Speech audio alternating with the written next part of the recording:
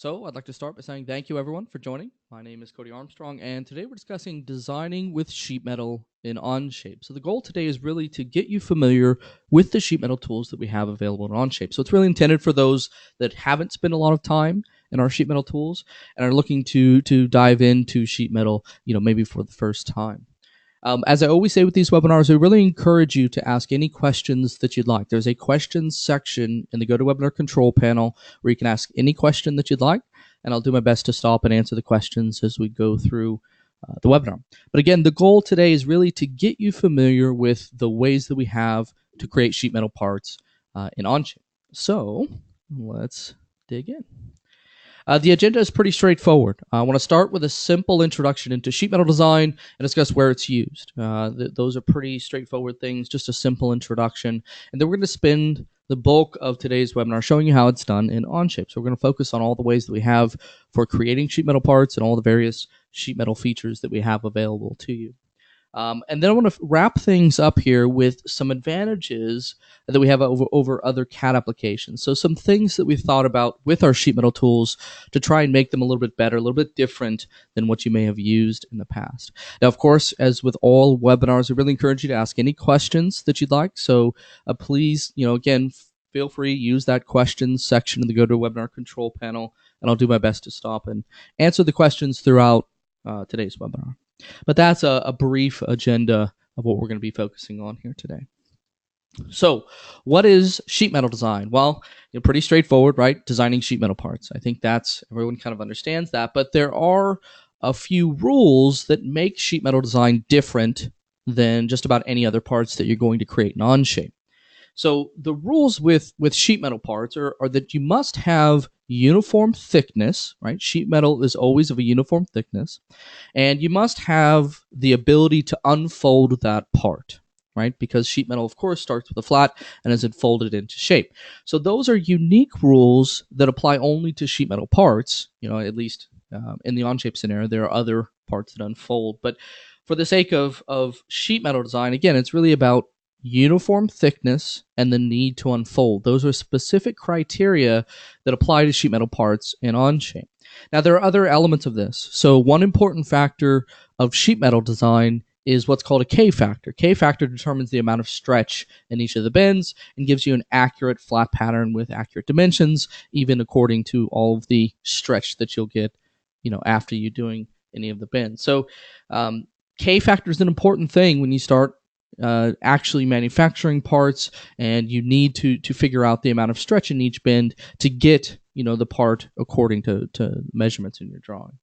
So K factor is another thing that you'll want to determine in your sheet metal parts.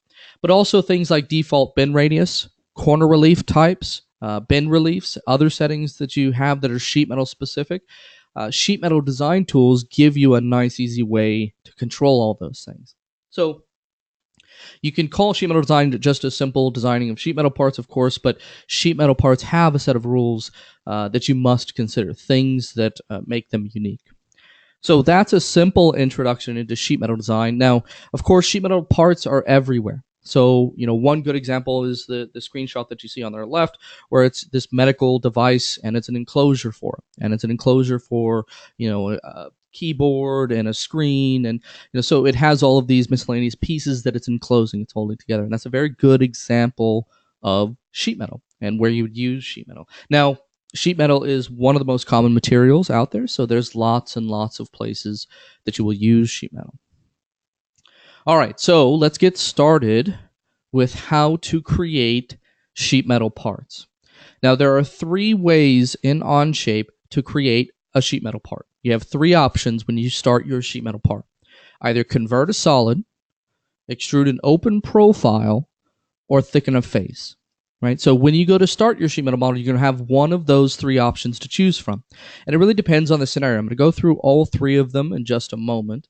But it's important to understand you have that flexibility. If you have a scenario where maybe you want to take a solid that you've defined as your envelope or your enclosure space and use that as your reference for sheet metal, you can do that. It's also very common just to sketch your sheet metal parts as open sketch contours. and you can do that, extruding an open profile. And then also, of course, in Onshape, you can just select faces and say thicken them. So you have a lot of flexibility in how you create your sheet metal parts. I'm going to go through examples of each one of these in just a moment, so bear with me if this is still a little confusing. Again, feel free to ask any questions as we go through this. What I'd like to do is really just dive right in and show you how to get started with some of these initial sheet metal features. All right, so let's jump into it. And I'd like to get into an example that's very similar to the screenshot that I was showing you before. It's an enclosure for some electronics and controls for maybe some kind of larger piece of equipment.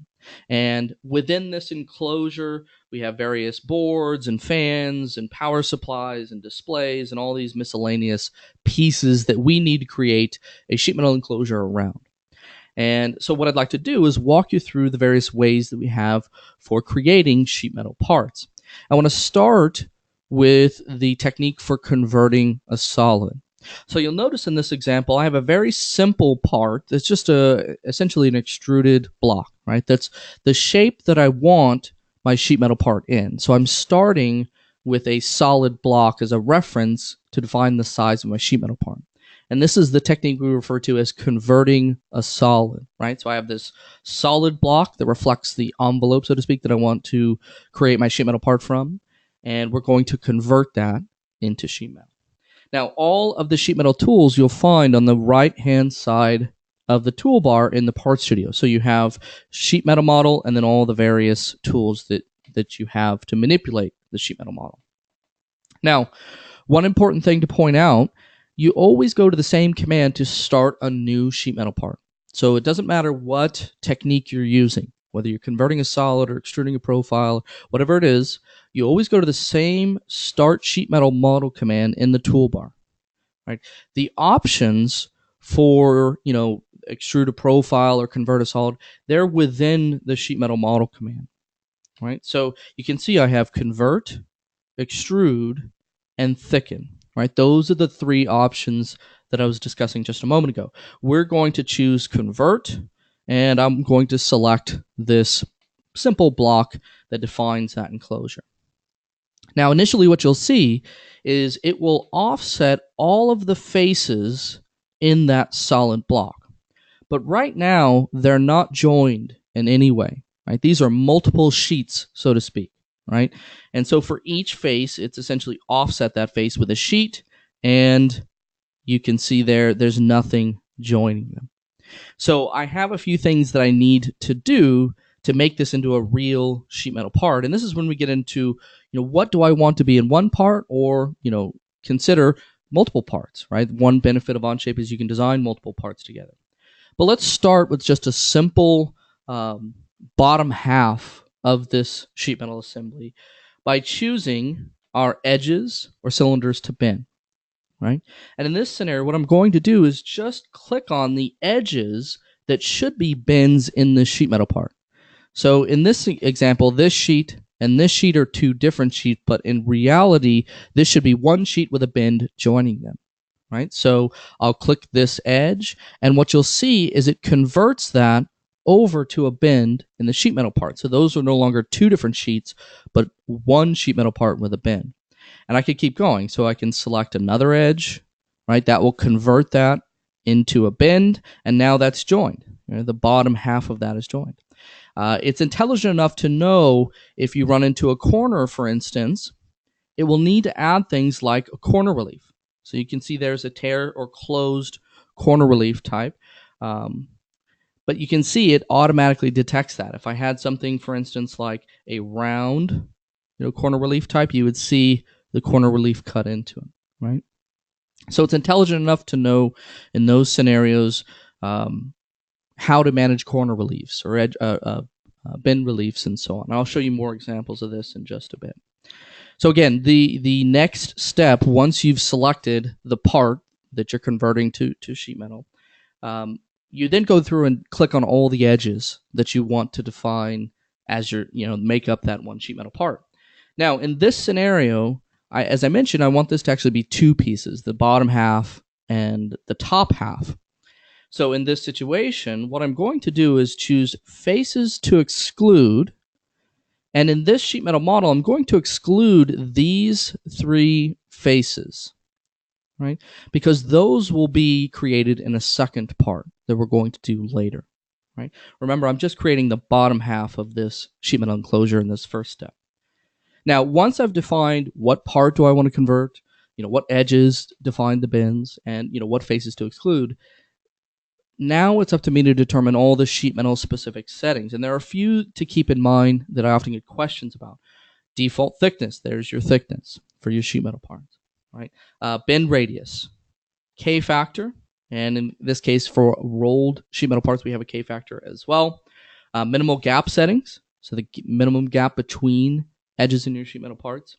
And then the default corner relief and bend relief settings. It's important to understand that you're establishing here the defaults for this part going forward. So these are default settings for all corner reliefs going forward in this part, right? And so once you've established those, you can come back and override them individually, but by default, these are the things that it's going to use for not just this feature, but all future sheet metal features that you create in this part. So important to understand it as you're doing this. This is kind of the thing that controls that. Question: what if you want to change from K factor to bend deduction? There's no way today to control the bend by anything other than K factor. We have got a number of requests for things like bend tables or bend deduction calculations, but there's no way today to do that. Right now, it's just K factor. Please use the feedback tool and let us know. We really appreciate the user feedback because it allows us to prioritize. The number of users just adds it to higher in the list in our priorities. Yeah, and that was kind of the next question too. Do we have the option for bend table and gauge table? No. So there's no way today to link thickness to a table. There's no way today to link bend table information to an outside table. Why did you decide to separate the initial sheet metal part into 2 parts? Mostly, I think manufacturability more often than anything, but not saying it's impossible, just cost. And this scenario, it works out. In many situations, that would probably be logically how you would split this up just for cost's sake. All right, so what about overlap control if you want the back panel to be the width of the part? I see. I believe the question or the answer to your question would be in either clearance from input or reversing the thickness. So you can control whether it goes inside or outside of your defined part, right? And you can even define an additional clearance on top of that. So if you wanted X amount of gap, for instance, between your envelope part and your finished sheet metal part, you could define a clearance from it. So I believe that answers your question. Yeah, if you want the back panel to be the width of the part and not bigger, that's how I would flip that alignment. You can also do things like move face individually. I'm going to show you that in just a bit if you needed a kind of a one-off scenario where you need to move an individual face. But if all you're trying to do is contain it, so to speak, within the width of the part, that would be the option that would get you there. All right, so that is the initial sheet metal model that I'm creating. That's converting to a solid, right? Or converting a solid to a sheet metal. That's the workflow for it. And as I mentioned before, you'll see that convert option in the top left corner. Once I hit the green check, before I do that, I want to make sure I keep input part, right? Remember, we're going to use that initial part again, so I want to check keep input so that it doesn't remove my solid. Now we have, let's hide that part 1, our first sheet metal part in this example. So a few things to keep in mind. Once you have that initial sheet metal part, you'll see the sheet metal table and flat view. So one of the first questions that you'll have is, great, now I have a sheet metal part, show me what the flat view looks like. And the way we do this is a bit different. I'm going to go over this again later on in a little bit greater detail, but it's important to understand in Onshape, the flat view, the folded view, and also what we call a table view are three different ways that you can look at your design in real time. Right, so I can see the folded view, I can see the flat view. If you make changes to one, the others will instantly update. Right, so that's the important thing to keep in mind. The flat view isn't a feature that needs to be suppressed or unsuppressed. It's not something that you have to go in and control via the feature list. It's an active thing in your Part Studio. You can collapse and expand the flat view and the table view as you see fit. Now, I mentioned, of course, the flat view, but one other element of this is the table view. And the table view gives you bend and rip information. It gives you radius, sizes, angles, and so on. So it's a lot of valuable information. You can even edit from here. So I can change things from a rip to a bend from this drop down. The reason that's so important is oftentimes you may run into a situation where maybe I'm manufacturing it, but in this situation, let's say it's better configured, for instance, this being a bend here, and then I have a rip in some other location. I, as a manufacturer, can come in and change this without having to find the feature in the feature list, right?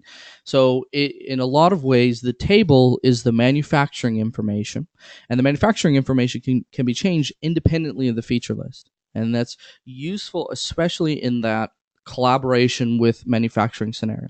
Oftentimes when you send someone a sheet metal model, there's this back and forth of, we don't have this bend radius, we don't have the die for this, we need to do this in this scenario and do this and this, it needs to look like that.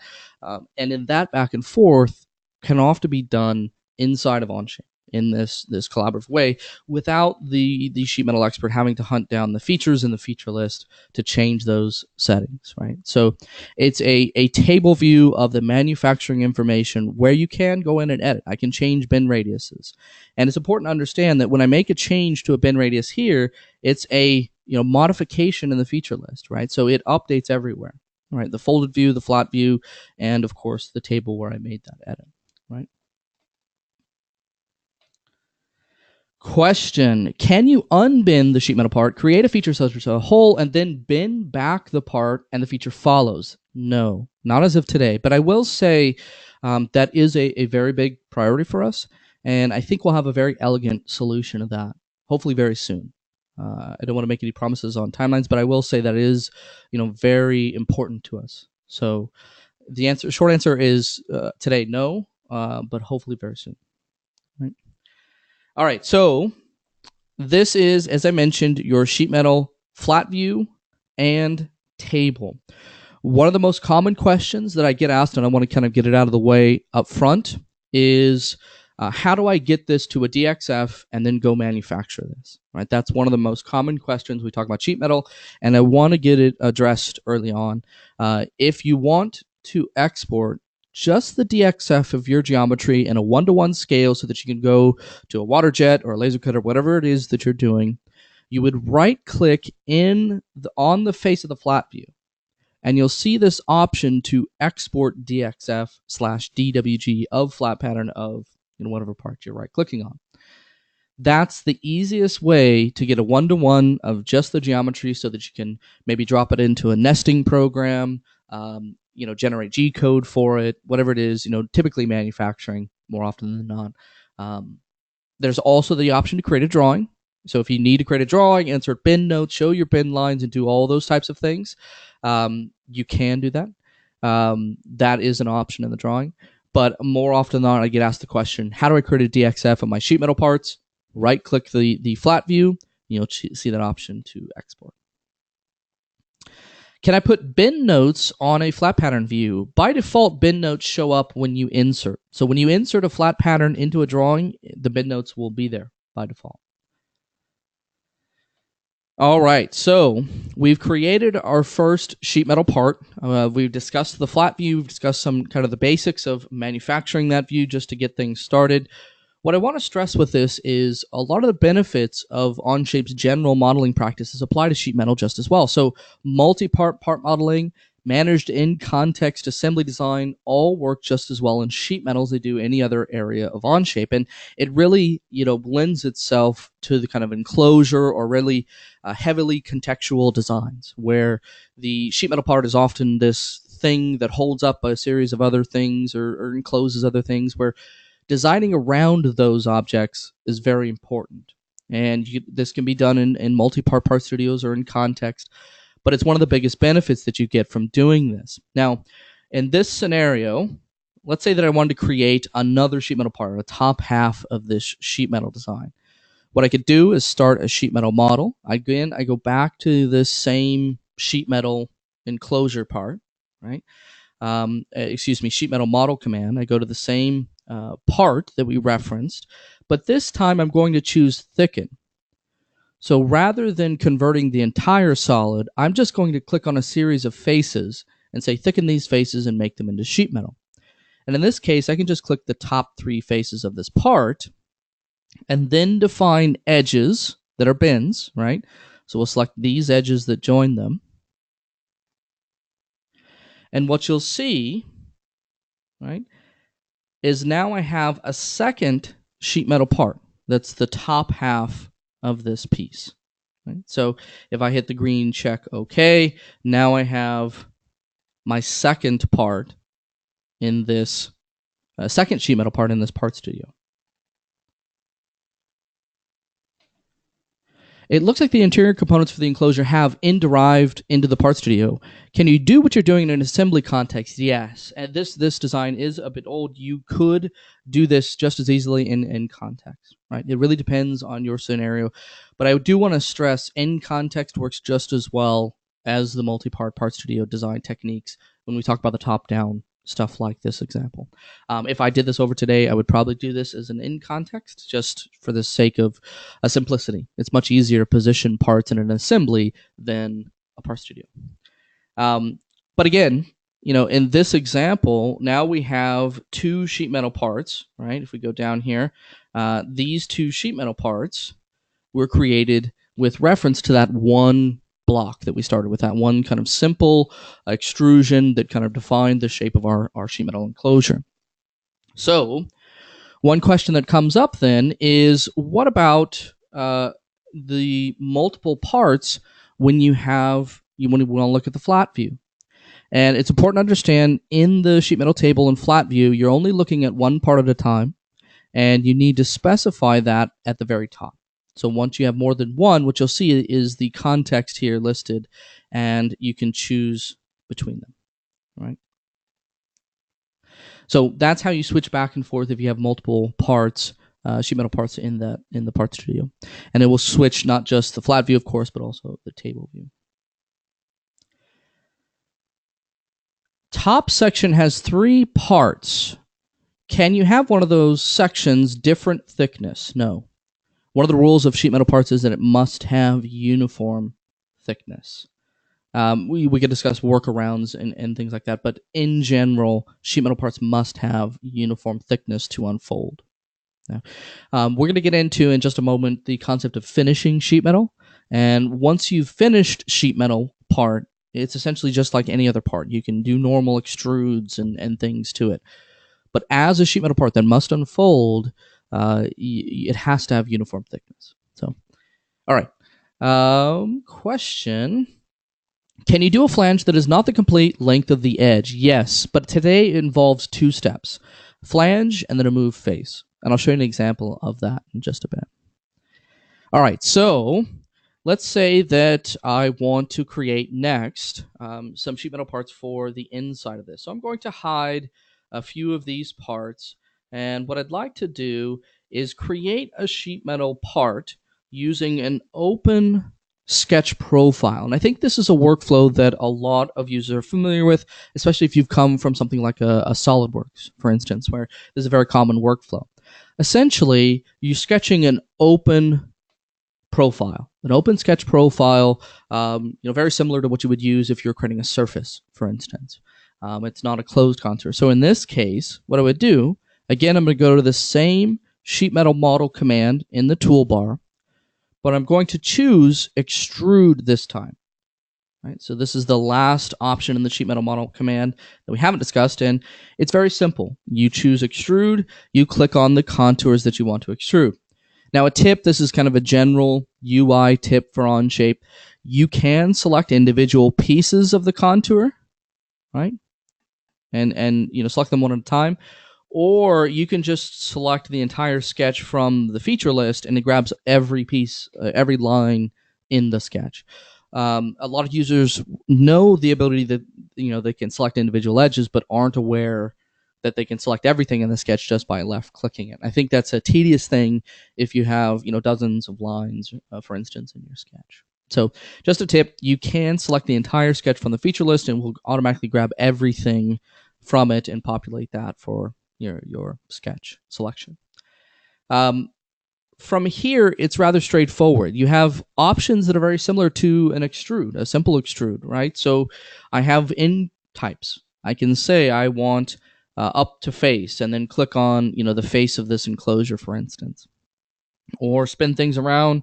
Do second in position, up to face, click this face, and reference both faces of that that power supply for the definition of my extrude.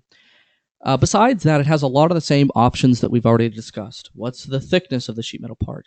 You can reverse or go the opposite direction of the sketched lines that you've sketched. So you can flip that either way. You, of course, have default bend radius, K factor, minimal gap settings, all the bend and corner relief settings that we discussed already. So I'm going to skip by those for now. But otherwise, very, very similar to a simple extrude. Now, one thing that I would mention is you can extrude rolled sheet metal parts. That's a commonly asked question. You'll see arcs to extrude as bends. That is explicitly fit there for that purpose. So if you find yourself in a situation where you need a rolled sheet metal part, chances are you're going to need the arcs to extrude as bends. But that's it. I hit the green check, and now we have 3 sheet metal parts in this part studio. And I'm going to right click. Let's do a quick hide other parts. And now we're going to focus on just this one sheet metal part. Now, a question's already come up, I think, a few times in different ways. What about flanges? What about variable length flanges? Things that aren't necessarily the entire length of the edge. So let's discuss the flange command next. Right next to the sheet metal model feature in the toolbar is flange. And if you select it, it's really just a matter of selecting edges. You can also select side faces, but in this case, we'll just select an edge. One commonly asked question, does it matter which side of the edge or which side of the sheet metal part that you select? And the short answer is no, it doesn't matter.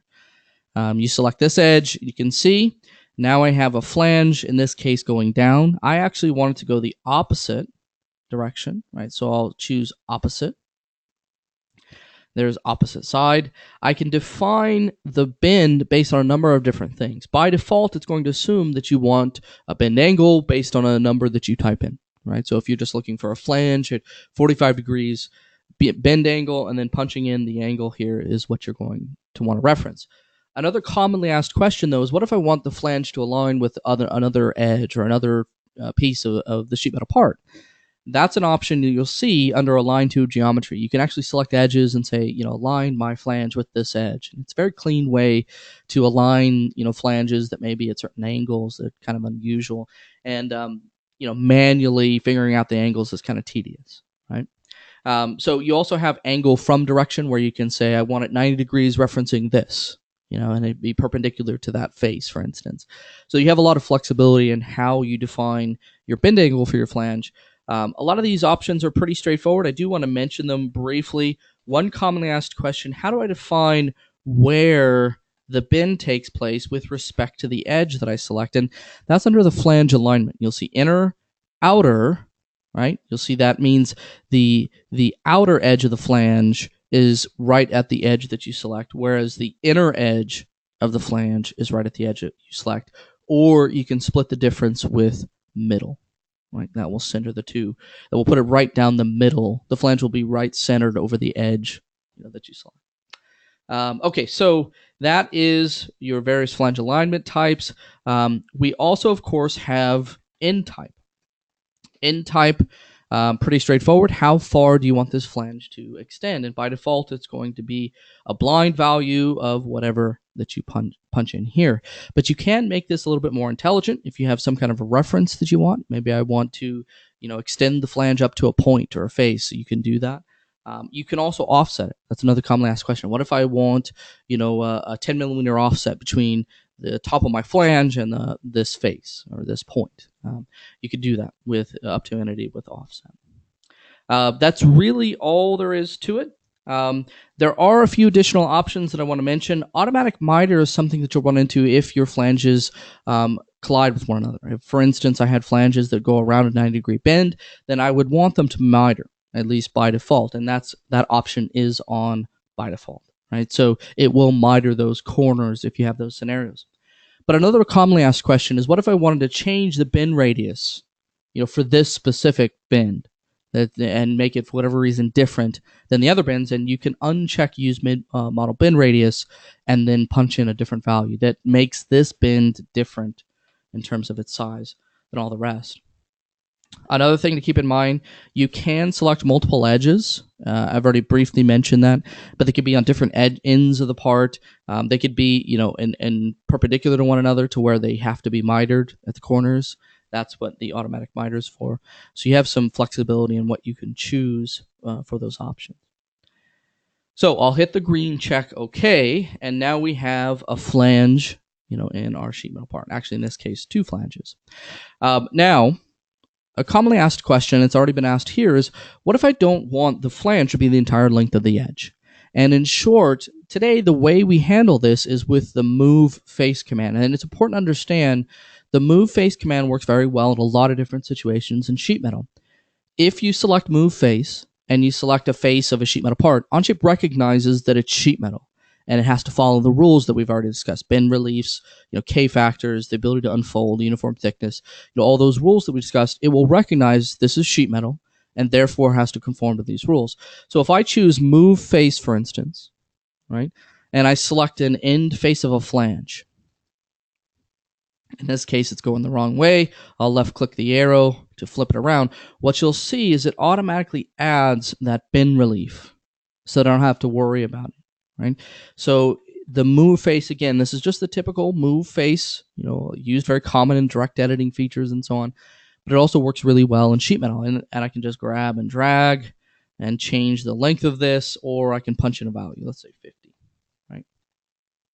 I can even select multiple faces. So if we left click here and create, that offset. Right. Now, another way that I've seen this done, that you can do is keep in mind also that you can create things like manual cuts to your flanges. So you can use the normal extrude remove and create extruded cuts in your sheet metal flanges for even more control over the shape. But if you're just looking for a simple way to offset the flange length so that it's only a given amount, move face is the way that you would do that today. Right. All right. So that is the flange command and how you can manipulate the flange. Another commonly asked question is, what about overriding things like the default corner reliefs or the default bend reliefs that I get? And what you'll see are two different options for corner and bend relief in the toolbar, right? And as the names imply, I can manipulate individual bend reliefs or corner reliefs by clicking these icons. Keep in mind, by default, every corner relief or bend relief that's created will conform to those options that you set at the very first, start sheet metal model. So you should really only do this if you need to manually override a corner relief for one of those corners, right? If you need to change all corner reliefs, you would go back to that sheet metal model feature and edit there, right? Because that's kind of your control for the entire part. But what if I wanted to change individual, bend relief, for instance? Let's go in and change a bend relief, and let's say I wanted to change what this bend relief looked like. Well, I could just select a face that's associated with the bend relief while in the bend relief command, and you'll see I have options to change its type. Right?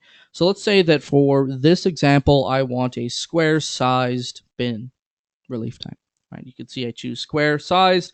I can define the depth that I want, and I hit the green check OK. And now I've made a manual edit to a bin relief that makes it different than all the rest.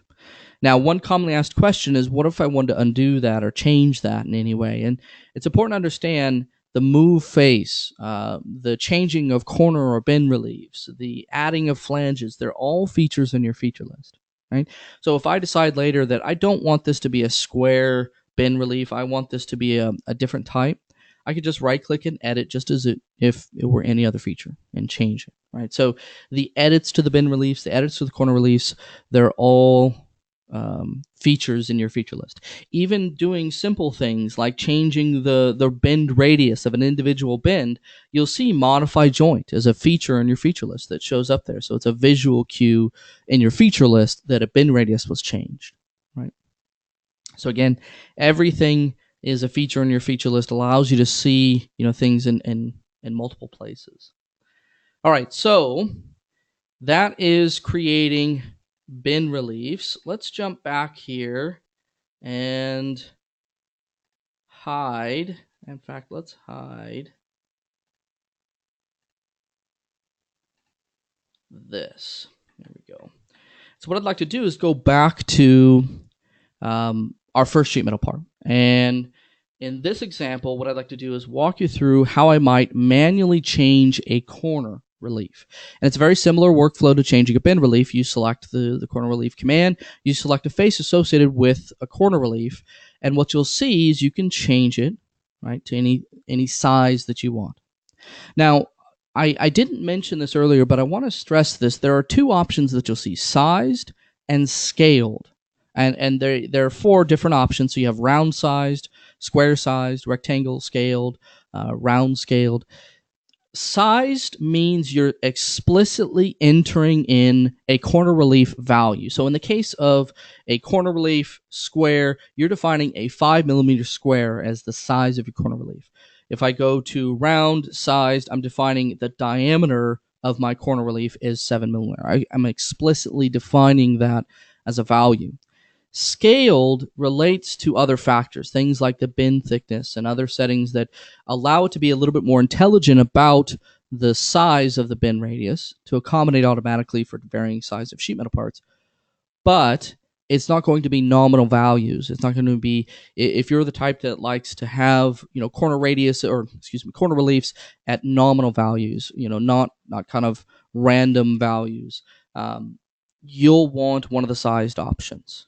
Because then you're entering in the actual size of the corner relief, rather than using scaled, which uses a lot of factors to determine the best size. Now, you can adjust both. I can change the scale and up the scale and down scale, but I'm not explicitly punching in a value for the size. Right?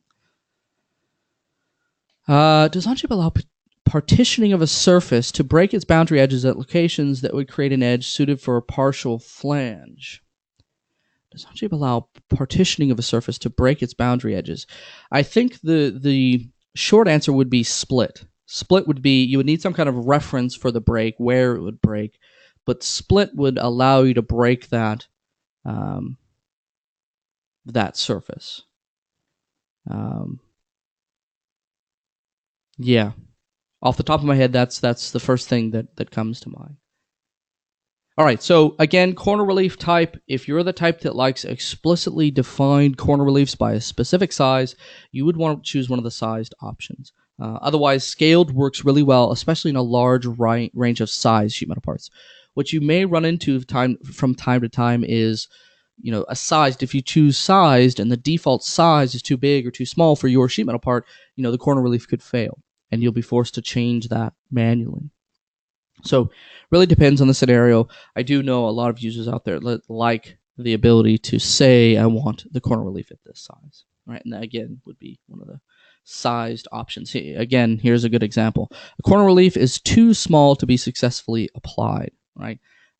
So in this case, we can make it larger and it will rebuild. But that's something you may run into from time to time if you're using that sized option. Scaled would automatically scale that to accommodate the size of the sheet metal part. So that is manually editing corner and bend reliefs. Again, it's just a matter of selecting the command for the toolbar, clicking on a face that is part of that corner or bend relief, and then setting it to whatever you'd like. Right? I'll hit the green check. Again, keep in mind, all of these are features in your feature list. So if you ever wanted to change what the corner relief looks like, you can go in and edit that feature just like any other. All right, so now what I'd like to get into is the concept of a sheet metal tab. And this has some unique features that I always like to point out. So I'm going to jump into a different example here of this sheet metal bumper. And this is a 3-part, sheet metal part, pretty simple one. And it's a commonly asked question: what if I wanted to sketch in something like a simple tab in this sheet metal part? And this kind of ties into a lot of the more complex flanges that you may want to create, right?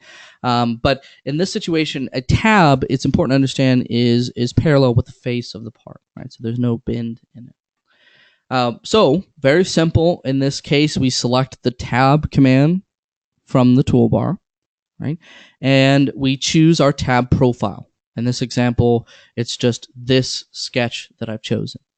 Now, this sketch that I've chosen automatically shares an edge with this part, so it recognizes that and merges with it. So I don't have to do anything special to get this tab to merge with my sheet metal part. What's really unique about this, however, is that you can select multiple flanges to merge with. So if the tab is shared across multiple parts, you can select multiple parts and it will create the tab in 2 different places in a single feature, right? So I'm creating a tab in 2 different parts with one sheet metal tab feature. So that's a simple explanation into tab. Again, it's really just a matter of creating that closed sketch contour that's attached to your sheet metal part, selecting it as a tab profile, and then defining what flanges this contour going to merge with. Right, that's the key thing. Right? I hit the green check OK, and now I have my simple tabs that have been created in my sheet metal part. Right? When I jump into the flat view here, let's go to one of these other parts. There you can see, of course, the tab profile in my flat pattern. Right? So in that flat pattern view, you can see that. All right, so that is a simple example of tab. One of the really unique things that tab can do that I always like to mention, because it comes up often, is oftentimes when you're designing these sheet metal parts, they align themselves, they locate themselves relative to tabs. In other words, you create a tab in one part and a cut in another part, and you line up the 2 parts via that tab and slot type scenario. And you can do that with the tab command. Let me give you an example. So in this example, let's say that I hide the bumper top just briefly. Here you can see I just have this real simple extrude tab sketch, right? But what I want is this tab to be added to this part, but removed from the top half, so that when I set the top half down, it locates relative to the middle piece, right? So let's show the bumper top again. And what I want to do is choose tab, choose the tab profile, again, just that simple rectangle sketch, and then choose the flange that it's going to merge with, in this case, sheet metal model 1. Right? So now what we have is a flange that's overlapping, right? Now the key to doing this correctly is what we call subtraction scope. So in this example, I have a tab that I need to subtract from another part. Here in the subtraction scope, you define what other part do I need to subtract this tab from, in this case, the bumper top. Now what will happen is it will notch the bumper top to match that tab, so that when I set the bumper top down on the bumper center, it locates itself relative to that tab. Now you can also offset. So, I can't have a perfectly fitting, maybe I don't want to press fit between 2 sheet metal parts and I want, a 0.02 gap. You could define that as your offset gap. But that's a commonly asked question, something I always like to mention. You can overlap, tabs with parts and then subtract one tab from another. It's a great way to get those parts aligned with one another, right? If that's something that you frequently do. Question, very good question. Can a tab be bent? Um, I think the short answer is no today. Right now, there's no way to define a flat and then tell it to bend this at this point. Um, you know, yeah, yeah. I think the short answer is no. Um, we are working on a solution to that, and I think that this kind of ties into the other question of can I unfold something and then do something to the sheet metal model and then fold it back again? And the short answer to that is no. And I think once we have that, a solution to that, we'll also have a solution to bending tabs. Right? All right, so that is the sheet metal tab command. Pretty neat command. I always like to mention the ability to do that subtraction scope because I think that's a common thing when you're creating multiple, kind of sheet metal parts that have to work closely together. All right, so I want to jump back to the example we started with to kind of wrap things up with the finish sheet metal model command. And I think this one is particularly important because there's always those operations that you need to do after the part is laser cut or after the part is bent. And it's important to understand that everything that we do to a sheet metal part must unfold as a rule. So we can't do certain things to sheet metal parts that are active sheet metal. One good example of this is just create an extruded boss. I can't select a face and start, sketch a simple circle and extrude that as a boss and attach it to the sheet metal part because the sheet metal body must have that uniform thickness, right? So how do we get around that? How do we get around the welded in standoffs or the welded in gussets? Or how do we model those kinds of things that are typically done after the part's laser cut, even after it's bent? And the short answer to that is finish sheet metal. So in any of these situations, if I wanted to, actually add a standoff that's an extruded solid, for instance, I would need to create a finished sheet metal feature, right? Define that part as finished sheet metal and then go in and create that feature. So I can, select finish sheet metal model, very simple. Select the sheet metal part that I want to finish, and now I can do anything that I want to the sheet metal part. At this point, it's a normal sheet metal part that you can extrude, you can, chamfer, you can do all the things that you may not have been able to do as an active sheet metal part, right?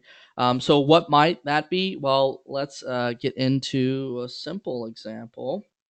Let's say, for instance, that I wanted to create some simple, standoffs or bosses that mount to one of these circuit boards, for instance.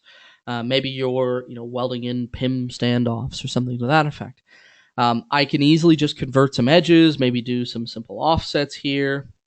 Let's grab these edges, yep, and offset them. Looks good. And what I can do with this, I'm just creating a sketch on the face of the sheet metal part, right? And let's grab this.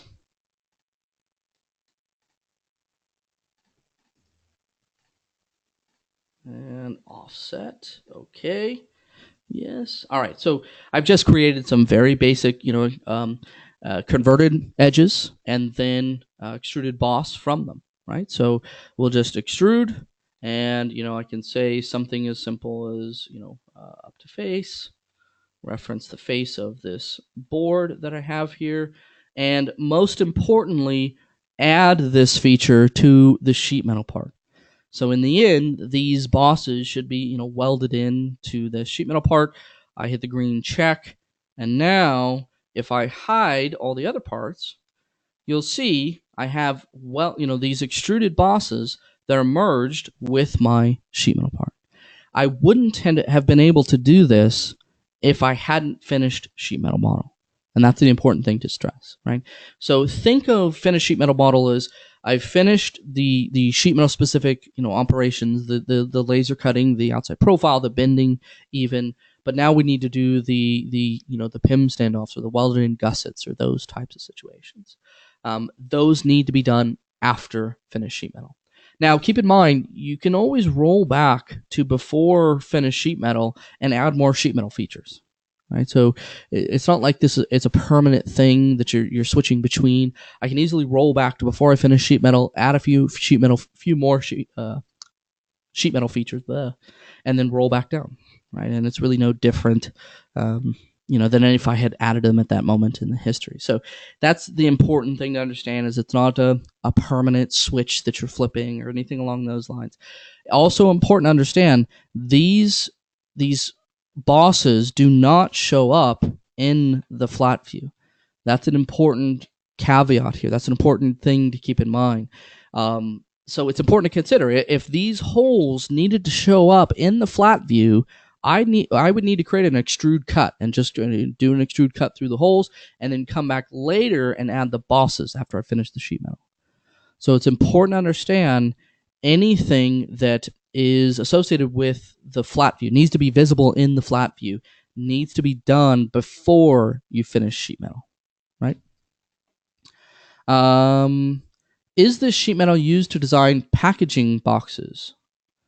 You could use it. I've seen that done in other scenarios. I have seen others use sheet metal tools to design packaging. I think there's even a public example of it, if I remember correctly, like sheet metal box or I forget the details, but I do know that yes, there are others that have used it in similar scenarios. Can you create formed features such as louvers, where the sheet metal is deformed and a surface removed to create an opening?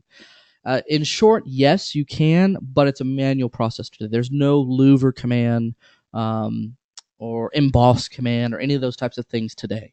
You would need to literally create the shape, do a boolean, and then subtract the faces in that scenario. So it would be a manual process as of today, and it would also require you to finish the sheet metal. So you need to finish sheet metal and then model your louver and then do the manipulation with it. It's going to be a combination of boolean plus a boolean union plus a boolean subtract. How did you add the holes in the bumper before the sheet metal part was finished? It could be just a simple extrude remove cut, right? So I can roll back to before the sheet metal model is finished, and let's just say, for instance, let's grab these other parts here. I could have just as easily, started a sketch on a face, grabbed these same edges of the control board here. I'm just using the convert command to grab those edges, right? There we go. And all you would use is literally the same extrude remove that you would use in any other. And I would just select the sketch. Keep in mind, extrude remove works just fine in active sheet metal parts. So let's say, for instance, you had this really weird corner relief where it was, it was really unique, and you just couldn't get the shape using default corner reliefs, and it was kind of an odd one.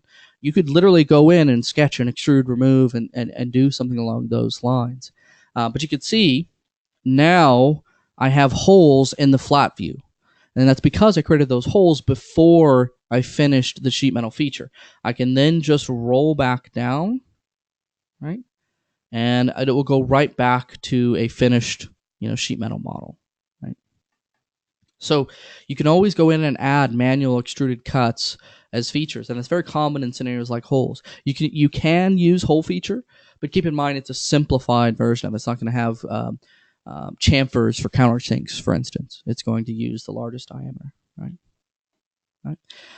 All right. So how would one reflect in a sheet metal design a gouged notch line that facilitates in-user bending or tab tear-off features? That's a very good question. I don't believe we have a way to do that today, so forgive me.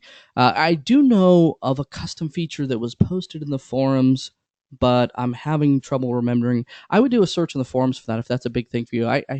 I want to remember something similar, but I don't. I know I've been asked that, and I know that we don't have a way to gouge where the bend lines would be, at least easily. Not without manual workaround. Right. So that's a very good question. Tab tear off is another scenario. I know there's an example. I remember it being mentioned in the forums, but to be honest, I don't think there's an easy way to do that in Onshape today. What about taking the part into an assembly, adding the hole from another part, like a PIM standoff. You could do that and design it in context. Sure. I'm really tired of the Cody. His voice goes in and out like he's turning away from the microphone. The volume of his voice decreases to the point where I can't hear well enough. I'm sorry. I'll try to do better. All right, so that is the basics of kind of sheet metal design on Onshape. I really wanted to kind of give you a level set of where to get started with your sheet metal parts.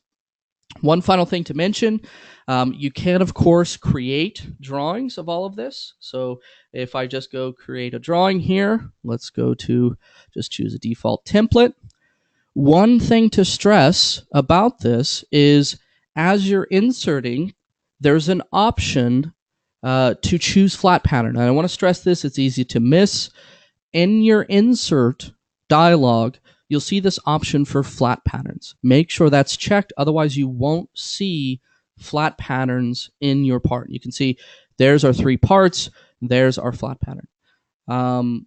Notice as I insert, give it a moment here, it will come in with the bin notes and the bin lines. By default, those will come in, so you don't have to do anything special. You can hide them if you right-click. You'll see a right-click hide bin lines and a right-click hide bin notes. Those are both right-click options. But by default, it will bring in the bin notes and the bin lines. Now, this isn't the same thing as actually, gouging or etching the sheet metal part. That's a different thing. But this is a commonly asked question, so I did want to mention that.